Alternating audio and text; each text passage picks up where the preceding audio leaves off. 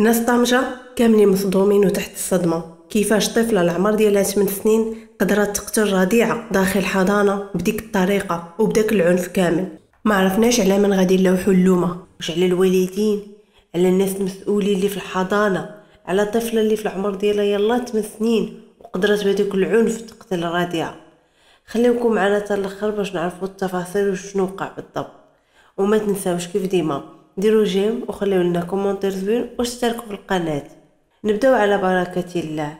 بعدا الله يرحم الرضيعه والله يرزق والديها الصبر ويعطيهم القوه والتقبل، لانه صعيب انه يكون عندك وليد رضيع 9 شهور وانت حامله به، 9 شهور وانت كتسناي فيه، كتسهري الليالي تدوز عليك تماره، ونهار كتشوفيه وتفرحي بيه وكتقولي يلا بدات يكبر وبديت نشوف كما تنقولوا نسى وجيعاتو باش نشوف وجهه، كيجيك الافات الموت.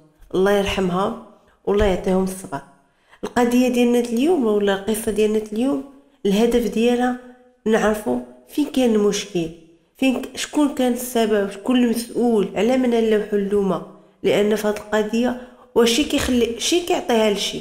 الناس اللي في الحضانه تقول لك لا البنت اللي قتلاتها، البنت الصغيره نورمالمون هي مازال ماشي في الوعي، يعني بعزالها طفله هي اللي خاص اللي يراقبها. اذا اي حاجه كدارتها ما كتلامش. القصه ديال طنجه قصه اللي مفجعه اللي ضرت الناس بزاف.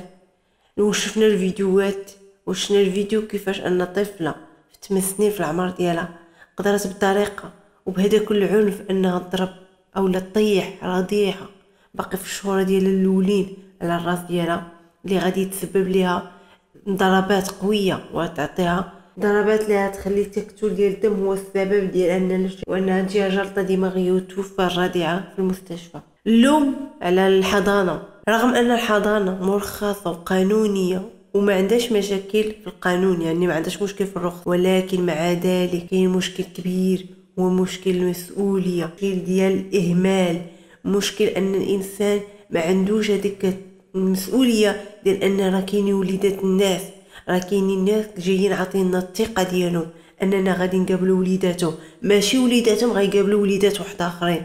راه ما يمكنش ان بنت في عمرها 8 سنين تقابل لي رضيعه، راه هي خاص اللي قابلها، راه هي ما حدا جات للحضانه عندها في عمرها 8 سنين الا هي اللي خاص اللي قابلها. راه هنا كاين مشكل كبير. المسؤولين فينا هما الناس اللي بعقلهم فين كانوا في هذه اللحظه. واش مخلين طفله مع رضيعه او لا رضيعه مع طفله؟ راه دابا بحال كيقولوا لينا ان هذيك الرضيعه تقابل طفله، راه ما يتقبلهاش العقل. وراه نفس الشيء، راه طفله عندها 8 سنين راه ما يمكنش تقابل لنا الرضيعه. وهنايا فين كنرجعوا ان مشكل الاهمال ديال الحضانه تسبب في موت رضيعه بقصد او بدون قصد. المهم ان رضيعه توفات، ما تبقاش كان عندي الحق او لا ما كانش عندي الحق. دابا مشى الوقت، المشكل هو اننا نستافدوا من هذا، نردوا البال.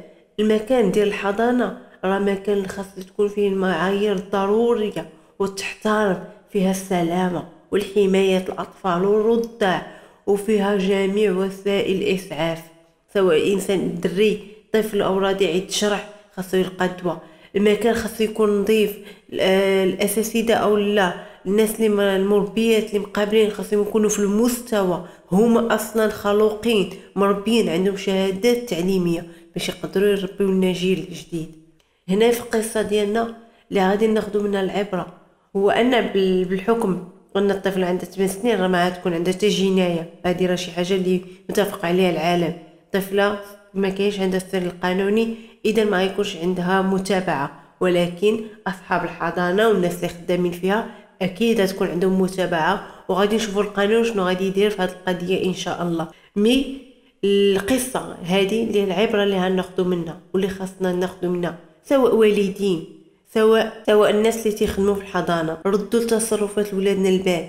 بحال دابا دي طفل عندها في العمر ديالها 8 سنين وكتضرب بهذاك العنف، اذا هناك مشاكل نفسيه، اذا هناك عقد، اذا هناك مشاكل في الاسره. اذا ردوا البال مزيان، وخاصنا نديروا واحد علامه استفهام كبيره على طريقه العنف اللي بها الطفله. ونتمناو ان يرزق الوالدين ديال الرضيعه الصبر وتكون لهم كما تنقولوا طيور من طيور الجنه ان شاء الله. نتلاقاو في قصة جديدة ان شاء الله. كيف ديما خليونا التعاليق ديالكم وقولنا اراء ديالكم في هذه القضية ديال اللي وقعت في مدينة طنجة ما بين الرضيعة والطفلة في الحضانة. وما تنساوش ديما ديروا لنا جيم وشجعونا. نتلاقاو في قصة جديدة ان شاء الله.